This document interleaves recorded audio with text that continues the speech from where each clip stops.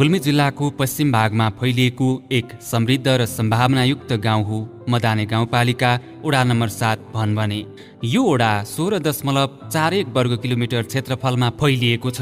यस वडामा 730 घरधुरीमा कुल जनसङ्ख्या 2584 जना रहेको छ, जसमा पुरुष 181 जना र महिला 1403 जना रहेका छन्। यहाँको मूल आधार हो कृषि। कृषिमा आधुनिकीकरण र उत्पादन वृद्धि गर्ने लक्ष्यसहित मदाने गाउँपालिका वडा नम्बर 7 भनभने वडा कार्यालयले विभिन्न कार्यक्रम सञ्चालन गर्दै आएको छ। कृषक सचेतना कार्यक्रम मार्फत किसानहरूमा ज्ञान र जानकारी प्रवाह गर्दै आएको छ।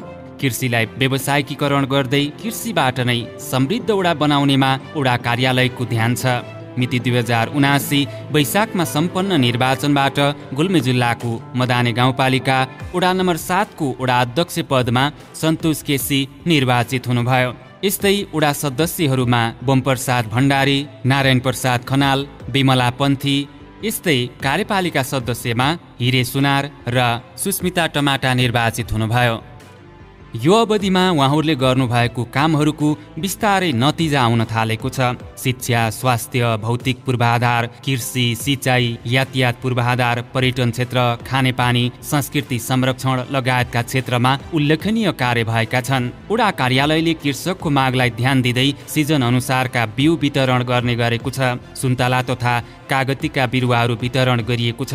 हाल गोरु पाल्ने कृषकलाई प्रोत्साहन गर्न पोसिलो दाना प्रदान गरिएको छ। यस्तै पुष्प खेती प्रवर्धन गर्दै प्लास्टिक जन्य फूलमालालाई निरुत्साहित गरिएको छ। बगर खेती गर्ने कृषकहरूलाई प्रोत्साहन दिएको छ। टिमुर खेती प्रवर्धनका लागि भनभने क्षेत्रका साबिक वडा नम्बर 7, 8 र 9 मा 900 बिरुवा वितरण गरिएको छ। उन्नत जातका आलुका बिउ, हलेतु र कोदोका बिउ वितरण गरिएको छ। वडा कार्यालयले सामूहिक तथा फर्म स्तरमा बिउ वितरण कार्यक्रम सञ्चालनमा ल्याएको छ। कृषकहरूलाई साधारण प्लास्टिक टनेलदेखि हाइटेक टनेलसम्मका टनेल वितरण गरिएको छ। यस्तै फलफुलका बिरुवा काटछाँट गर्न आवश्यक सामग्रीहरू पनि प्रदान गरिएको छ। 50% अनुदानमा कृषि औजार वितरण, व्यवसाय कुखुरा तथा बाख्रा पालन गर्ने कृषकहरूलाई प्रोत्साहन प्रदान गर्नुका साथै फलफुल र तरकारीमा आकस्मिक रोग नियन्त्रणका लागि औषधिहरू वितरण गरिएको छ। कृषि सञ्जाल थियो, त्यो कृषि सञ्जाललाई पहिलो पटक बोलाएर उहाँसँग तपाईँहरूका समस्याहरू के हुन्, ती समस्याहरू हामीले कसरी समाधान गर्न सकिन्छ भन्ने कुराहरूमा छलफल गऱ्यौँ र उहाँले केही कुराहरू आइडिया दिनुभयो। तर विडम्बना कस्तो छ भन्दाखेरि यहाँ धेरै कुराहरू कृषिमा लगानी गर्दाखेरि पनि कृषकहरू नभेटिएको अवस्था, धेरै मान्छेहरू चाहिँ गाउँ छोडेर सहरतिर चाहिँ केन्द्रित भएको अवस्था, गाउँघरमा बुढाबुढी मात्रै, छोराछोरी कोही नभएको, गाईबस्तु पाल्न छोडिएको अवस्था। यसले गर्दाखेरि कृषिमा हामीले धेरै कुराहरू जागरणहरू ल्याउन खोज्दै पनि कृषि गर्ने जनशक्ति नभएको कुराहरू रह्यो। तथापि हामीले सुरुमा यो गाई गोरुहरू पनि विहीन भए, मलजल हुन सकेन भनेर जसले एक हल गोरु पाल्छ त्यसलाई प्रोत्साहन गर्नुपर्छ भनेर हामीले त्यो किसिमको अभियान लियो र जम्मा अब हाम्रो यो साबिकका 9 वटा वार्डहरूमा 72 देखि 75 सम्म घरहरूले एक हल गोरु पालेको पाइयो र राँगाहरू जसले पाल्छ त्यसलाई पनि हामीले प्रोत्साहित गर्ने कामहरू कृषि क्षेत्रमा गरियो। र कृषिमा हामीले जस्तो यो हाम्रो यो क्षेत्रमा कोदो अलिकति बढी हो नि, कोदो प्रवर्धन गर्नका निम्ति पनि हामीले यहाँबाट अग्लुङबाट कोदोको बिउ झिकाएर कृषकहरूलाई वितरण गर्ने कामहरू गरियो। त्यसको पनि उपलब्धि निकै राम्रो आएको छ र यो ठाउँ अब वास्तवमा यो गुल्मी जिल्लाकै आलुको लागि प्रसिद्ध ठाउँ हो र आलु खेती गर्ने कृषकहरूलाई पनि हामीले अनुदानमा बिउहरू लिएर वितरण गर्ने काम गरेका छौँ। र हिजोको दिनमा मात्रै हामीले यो आकस्मिक रोगबाट जुन चाहिँ बाली नालीहरू नोक्सान हुन्छ त्यसको विरुद्धमा पनि विभिन्न प्रकारका औषधि लिएर वितरण गरिएको छ। अनि टनेलहरू बनाउने कृषकहरूलाई जसले टनेल हाउस सुरुमा बनाउँछ त्यसलाई प्राथमिकता दिनुपर्छ भनेर हामीले टनेलहरू पनि वितरण गर्ने कामहरू गरेका छौँ। कृषि क्षेत्रमा यो कुरा छ। र अहिले भर्खर हामीले यो प्रदेशबाट माग गरेर एउटा चाहिँ यो फलामको एउटा स्थायी टनेल जुन चाहिँ 5 लाख रुपियाँ बराबरको छ जुन कृषकले त्यसमा जुन बेसिजनका तरकारीका चाहिँ बिरुवाहरू उत्पादन गर्नुहुन्छ अथवा सबै कुराहरू त्यहाँ उत्पादन गर्न सक्ने कृषकलाई एउटा प्राथमिकता राखेर त्यो चाहिँ टनेलहरू हामी दिने सोचमा छौँ। र यसमा अहिले यो प्रदेशबाटै अथवा हाम्रो जिल्लाको कृषि ज्ञान केन्द्रबाट एउटा नर्सरी जुन चाहिँ 8 लाख बराबरको एउटा कृषि नर्सरी जहाँ चाहिँ सुन्तलाका बिरुवाहरू उत्पादन गर्ने जुन त्यो नर्सरी हाउसले गुल्मी जिल्लालाई मात्रै नभएर नजिकका चाहिँ जिल्लाहरूलाई पनि सुन्तलाका बिरुवाहरू वितरण गर्न सक्ने क्षमता त्यो नर्सरी हाउसको छ, जहाँ वार्षिक 60-70 हजार बिरुवाहरू त्यो नर्सरीमा उत्पादन हुने कुरा छ। त्यो नर्सरी चाहिँ हामीले सम्पन्न गरिसकेका छौँ र त्यहाँ चाहिँ बीज रोप्ने कामहरू पनि भइसकेको छ। अब यसबाट बिरुवा उत्पादन र यो कीटाणु रहित भन्ने एउटा नमुनाको रूपमा यो टनेल उहाँहरूको माध्यमबाटै उपलब्ध भएको हो। मदाने गाउँपालिका वडा नम्बर 7 ले कृषि मात्र होइन, सिँचाइ, यातायात र शिक्षाको क्षेत्रमा पनि महत्त्वपूर्ण फड्को मारेको छ। आधुनिक कृषि प्रणालीका लागि पानीको पहुँच अति आवश्यक हुन्छ भन्ने बुझाइका साथ वडाले सिँचाइ क्षेत्रमा उल्लेखनीय कामहरू अगाडि सारेको छ। बृहत बडाचौर सिँचाइ आयोजना साबिक वडा नम्बर 2 मा सम्पन्न भएको छ, जसले 100 रोपनी जमिनमा सिँचाइको व्यवस्था गरेको छ। ओखरनी गैरीखेत, सिम, बाँझाखेत, देउराली गर्ने डाँडामा आरसीसी कुलो निर्माण गरिँदा पहिले जस्तो वर्षाको भर पर्दै खेती गर्नुपर्ने अवस्थाको अन्त्य भएको छ। यातायात विकासले गाउँको अनुहार फेरिदिएको छ। साबिकको वडाबाट वडा कार्यालयसम्मको सम्पर्क मार्गहरू सहज रूपमा सञ्चालनमा आएका छन्। पहिले जस्तो घन्टौँ हिँडेर कार्यालय पुग्नुपर्ने बाध्यता अब छैन। वडाभित्रका अधिकांश सडकहरू ग्राभेलिङ गरिएका छन्, जसले हिउँदमा धुलो र बर्सातमा हिलो भन्ने समस्या हटेको छ। सबैभन्दा महत्त्वपूर्ण कुरा के छ भने सदरमुकाम तमघासदेखि धुरकोट भनबने हुँदै पुरकोटसम्म जोडिने मुख्य सडक अहिले कालोपत्रे भइरहेको छ। यो बाटोले नजिकको बजारसँगको सम्पर्कलाई सहज बनाएको छ। गाडी, मोटरसाइकल, एम्बुलेन्स, कृषि उपजको यातायात सबै सहज भएका छन्। गाउँका फलफुल र तरकारीहरू अब सिधा बजार पुग्ने सम्भावना बढेको छ। यस्तै ढोरपाटन सडकले यहाँको विकासका लागि निकै महत्त्वपूर्ण योगदान दिने अपेक्षा गरिएको छ। यहाँको प्रचार र यहाँको आर्थिक विकासका लागि ढोरपाटन मार्ग पनि एक मुख्य सडक हो। शिक्षा क्षेत्र गाउँ विकासको मेरुदण्ड हो। यस वडामा शिक्षा सुधारका लागि विशेष कार्यक्रमहरू सञ्चालन भएका छन्। प्रत्येक महिना विद्यालयहरूमा घुम्ती शैक्षिक बैठक सञ्चालन हुन्छ। शिक्षक, विद्यालय व्यवस्थापन समिति, अभिभावक र जनप्रतिनिधि बीच संवाद र सहकार्यको राम्रो परम्परा बसाइलिएको छ। असल अभ्यासहरूको आदान प्रदान हुँदै आएको छ। सिकाइमा सुधार ल्याउन, समस्या पहिचान गर्न र समाधानको बाटो पहिल्याउन यस्ता संवादको भूमिका अत्यन्तै महत्त्वपूर्ण बनिरहेको छ। वडाभित्रका विद्यालयहरूमा कक्षा 1 देखि 3 सम्म नमुना कक्षा सञ्चालनमा छन्। बालमैत्री वातावरणमा सिकाउने प्रयास गरिएको छ। टिमुर खर्क आधारभूत विद्यालयलाई नमुना विद्यालयको रूपमा विकास गरिएको छ। त्यहाँ स्मार्ट कक्षा सञ्चालन गरिएको छ।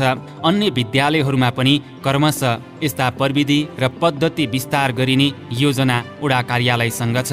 वडाले विद्यार्थीको क्षमता विकासका लागि जनप्रतिनिधिसँग शिक्षा नामक कार्यक्रम सञ्चालन गरेको छ। यस अन्तर्गत कक्षा 3 र 5 का विद्यार्थीहरूको परीक्षा वडा कार्यालयमै हुने गरेको छ। यसरी सञ्चालन गरिएका परीक्षाहरूको उत्तर पुस्तिका अन्तर्विद्यालय आदान प्रदान प्रणाली मार्फत परीक्षण गर्ने गरिन्छ। प्रत्येक विद्यालयमा शुद्ध खानेपानीका लागि फिल्टरको व्यवस्था गरिएको छ। विद्यालयहरूमा विज्ञ बोलाएर अभिभावक सचेतना कार्यक्रम पनि सञ्चालन गरिएको छ।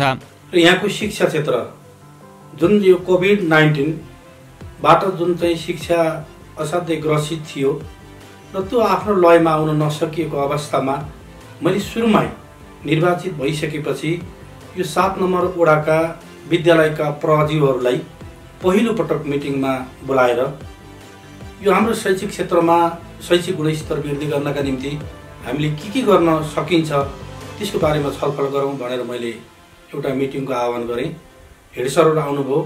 हेड सरहरूले आफ्ना कुराहरू राख्नुभयो र हामीले एउटा योजना तर्जुमा गऱ्यौँ जुन चाहिँ कक्षा 3 सुरुमा कक्षा 3 लाई एउटा मोडल क्लास अथवा नमुना कक्षाको रूपमा यसलाई रूपान्तरण गराउन सर भन्ने हो।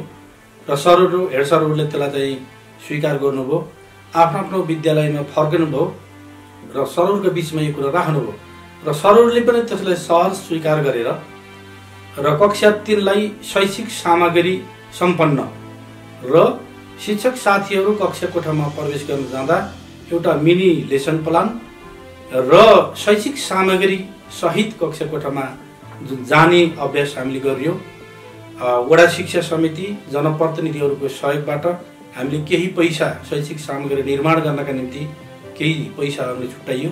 त्यो वर्ष हामीले त्यसरी चाहिँ शिक्षा क्षेत्रलाई अगाडि बढाइयो र दोस्रो वर्ष हामीले कक्षा 3 लाई मात्र गरेर त भएन र कक्षा 1, 2, 3 लाई त हामी सम्पन्न गरियो, त्यसको रिजल्ट पनि राम्रो आयो र कक्षा 1 र 2 लाई पनि हामीले फेरि त्यसलाई नमुना योग्य शैक्षिक गुणस्तर वृद्धि गर्नका निम्ति फेरि शिक्षक साथीहरूलाई हामीले नयाँ अलिकति राम्रो विद्यालयहरू कुन ठाउँमा छन् भनेर हामीले सोचेर यो 5 गतेको पञ्चमी पोखरीमा UWSबाट सञ्चालन भएको एउटा स्कुल, धुर्कोटमा रहेको एउटा UWSबाट सञ्चालित स्कुलमा हामीले शैक्षिक भ्रमणको रूपमा लगियो।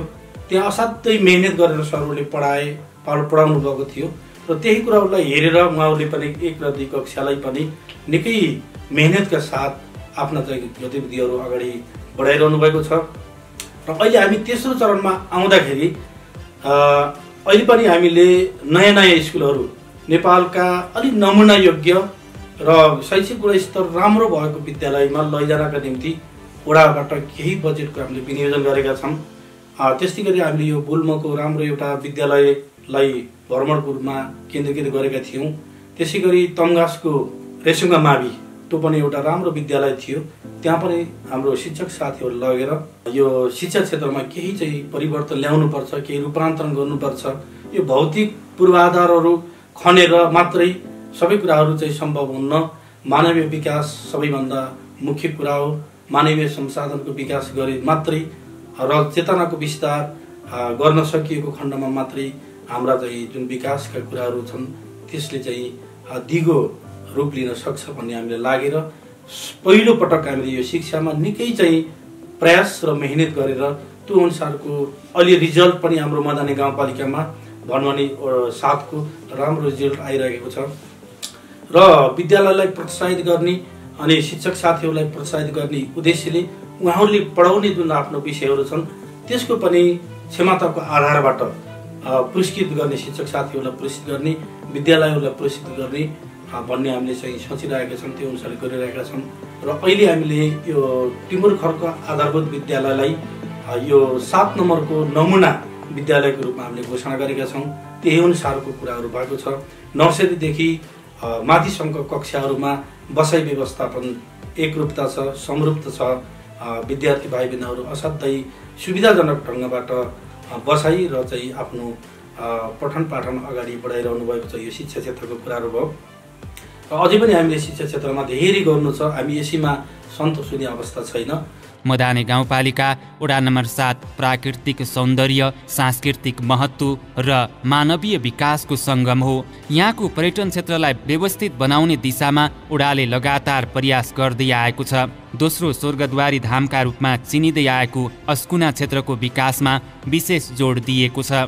यहाँको धार्मिक आस्था र प्राकृतिक शान्तताले आन्तरिक तथा बाह्य पर्यटकलाई आकर्षित गर्ने सम्भावना रहेको छ। रोल्माको तिखेचुली डाँडामा मनोकामना मन्दिरको स्थापना, बाल उद्यान निर्माण र सोही स्थानमा जिपलाइन तथा साइकलिङ जस्ता साहसिक पर्यटकीय गतिविधिको सुरुवातका लागि काम भइरहेको छ। गुल्मी, अर्घाखाँची र प्युठानको सङ्गम स्थल सानी पोखरीमा सङ्गम पार्क निर्माणको कार्य तीव्र गतिमा अगाडि बढिरहेको छ। यो स्थान अब केवल प्राकृतिक सङ्गम मात्र होइन, सामाजिक र सांस्कृतिक जमघटको केन्द्र बन्न थालेको छ। गाउँपालिका स्तरीय पर्यटकीय खेल मैदानको स्तर उन्नति गर्ने काम भइरहेका छन्। यसले स्थानीय खेलाडीहरूको प्रतिभा उजागर गर्न मद्दत पुर्याएको छ। खेलकुद क्षेत्र युवाहरूको ऊर्जा र नेतृत्व विकासको माध्यम हो। वडाभित्र पुरुष तथा महिलाको रुचि अनुसार वडा अध्यक्ष भलिबल कप प्रतियोगिता सञ्चालन गरिँदै आएको छ। यसले युवा पुस्तामा अनुशासन, सहभागिता र सहकार्यको सम्भावना विकास गरेको छ। अस्कुना क्षेत्रमा ड्याम निर्माण गरी विद्युत उत्पादनको सम्भावना र जलस्रोतको सौन्दर्यीकरणका लागि अध्ययन अगाडि बढाइएको छ। यसले दिगो ऊर्जा र पर्यटनको संयोजन गर्ने दृष्टिकोण प्रस्तुत गरेको छ। हाम्रो मुख्य एउटा पर्यटन र पर्यटकीय प्रवर्धन गर्न सक्ने सम्भावना बोकेको ठाउँ रोल्मा तिखोचेली, जहाँ चाहिँ मनोकामना मन्दिर स्थापित भइसकेको छ र त्यो ठाउँमा हामीले अब वैशाख नववर्ष 2082 वैशाखदेखि पूजा आराधना गर्ने हामी चाहिँ सोच गरिरहेका छौँ। त्यसको लागि हामी यसको चाहिँ जुन गोर्खाको मनोकामनामा गएर त्यो पूजा गर्ने विधानहरू के कस्तो छ त्यो कुराहरू बुझेर हामी वैशाखबाट सुरु गर्ने कार्यक्रम छ हाम्रो। र त्यही चाहिँ अब बच्चाहरूलाई खेल्नका निम्ति मनोरञ्जन प्रकारका चाहिँ गेमहरू त्यहाँ स्थापित गरिसकिएको छ र अहिले तत्काल हामी चाहिँ करिब 1 करोड 15 लाख बराबरको बजेटमा त्यहाँ राम्रो पार्क बनाउने र एउटा जिप लाइन राख्ने र त्यही चाहिँ साइक्लिङ गर्ने कार्यक्रम चाहिँ छ रोल्मा तिखोचेलीमा। त्यस्तै हाम्रो यो दोस्रो स्वर्गद्वारी धामको रूपमा परिचित अस्कुना क्षेत्र, जहाँ माघे सङ्क्रान्तिको दिन निकै चाहिँ उत्साहजनक भेला र भक्तजनहरूको उपस्थिति हुन्छ, जहाँ चाहिँ स्वर्गद्वारीको महापर्व पनि यहाँ आएको चाहिँ रे भन्ने हाम्रो अघिल्लो पुस्ताहरूले बताउनुहुन्थ्यो र त्यसको पूर्वाधारको कुराहरू पनि भइरहेको छ र अहिले पनि थप चाहिँ 15 लाखको बजेटको व्यवस्था छ, जहाँ विभिन्न प्रकारका त्यहाँ कामहरू अगाडि बढिरहेका छन्। जुन सङ्गम पार्कको रूपमा रहेको यही मदाने 7 सानी पोखरीमा निकै आकर्षक सङ्गम पार्कको व्यवस्था भएको छ।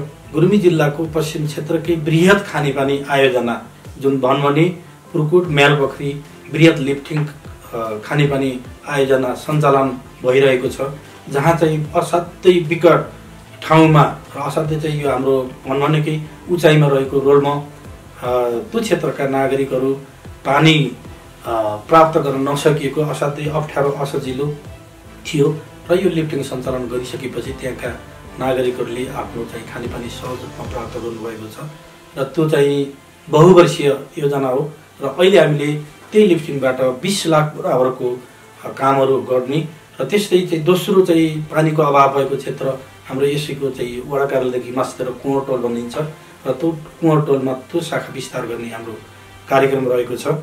तम्घासदेखि सेउगा बरबोट भन्वने पुर्कोट दहगन्दी अग्लुङ जाने जुन मोटर बाटो छ यो ग्राभेल र सामान्यतः कालो पत्रो भएको अवस्था छ। सालजनी डोरपाटन अनि मदन भण्डारी राजमार्गले पनि छुएको ठाउँ र धेरै यो विकास र समृद्धिको सम्भावना बोकेको ठाउँ यो मदाने 7 हो र यहाँ उर्वरकाको हिसाबले पनि यहाँको माटो पानीको पर्याप्तता, जसले गर्दाखेरि कृषि क्षेत्रमा पनि मनज्ञ आम्दानी गर्न सकिने यस्तो अवस्था रहेको चाहिँ कुरा छ र हामीले यो वडाबाट सेवा प्रदान गर्ने सन्दर्भमा ज्येष्ठ नागरिकको हकमा हामीले यहाँ आउन नसक्ने त्यस्ता ज्येष्ठ नागरिकहरू बुवा आमाहरूलाई सकेसम्म घरमै गएर पनि हामीले सेवा प्रदान गर्दै आएको छौँ यो वडा कार्यालयको तर्फबाट। धेरै परिवर्तन भएको छ। पहिला त अब खानेपानी पँधेर गएर पालो बस्नु पर्थ्यो, अहिले घर घर धारा छन् होइन। अब स्वास्थ्यमा पनि अब शिविरहरू राखिन्छ, स्थानीय सरकार आएपछि शिविर राखिन्छ। अब दीर्घ रोगीहरूको लागि औषधि उपचार भइरहेको छ। अनि बिजुली आइसकेपछि विद्यार्थीलाई अब पढ्नलाई पनि सजिलो भएको छ, बालबालिकालाई। अब लिफ्टिङ खानेपानी पनि भइसकेको छ। धेरै कुराहरू परिवर्तन भएको छ। स्वास्थ्य क्षेत्रको सुधार वडाको प्रमुख प्राथमिकता रहेको छ। वडाले रूपन्देही सम्पर्क समाज बुटोलसँग साझेदारी गर्दै विभिन्न स्वास्थ्य शिविर सञ्चालन गर्दै आएको छ। यस शिविर मार्फत स्थानीयवासीलाई नियमित स्वास्थ्य परीक्षण, रोग पहिचान तथा उपचारका अवसरहरू प्रदान गरिन्छ। राज्यले निशुल्क रूपमा वितरण गर्ने औषधि बाहेक अन्य आवश्यक औषधिहरूको व्यवस्था वडा कार्यालय आफैबाट गर्दै आएको छ। सुत्केरी महिलाका लागि यातायात खर्चको व्यवस्था गरिएको छ। स्वास्थ्य सेवामा पहुँच सहज बनाउन हरेक टोलमा स्वास्थ्यकर्मी पठाएर स्वास्थ्य परामर्श सेवा प्रदान गरिँदै आएको छ। स्वास्थ्य स्वयंसेविकालाई प्रोत्साहन गर्न दराज, बीपी सेट र थर्मोमिटर वितरण गरिएको छ। नियमित स्वास्थ्य अनुगमन र सचेतना अभिवृद्धिमा यसले सघाएको छ। स्वास्थ्य चौकीको नयाँ भवन निर्माण सम्पन्न भएको छ। यस चौकीबाट विभिन्न रोगहरूको परीक्षणदेखि नियमित स्वास्थ्य सेवा प्रदान गरिँदै आएको छ। हाम्रो यो भनमर्ने रूपन्देही सम्पर्क समाज छ, त्यससँग हामीले साझेदारी गरेर गत साल हामीले अब विभिन्न रोगहरूका विशेषज्ञहरू लिएर हामीले चाहिँ एउटा शिविर सञ्चालन गरियो। त्यसबाट करिब 700 नागरिकहरूले सेवा प्राप्त गर्नुभएको थियो र अहिले पनि हामीले चाहिँ त्यो काम गर्न खोजिरहेका छौँ।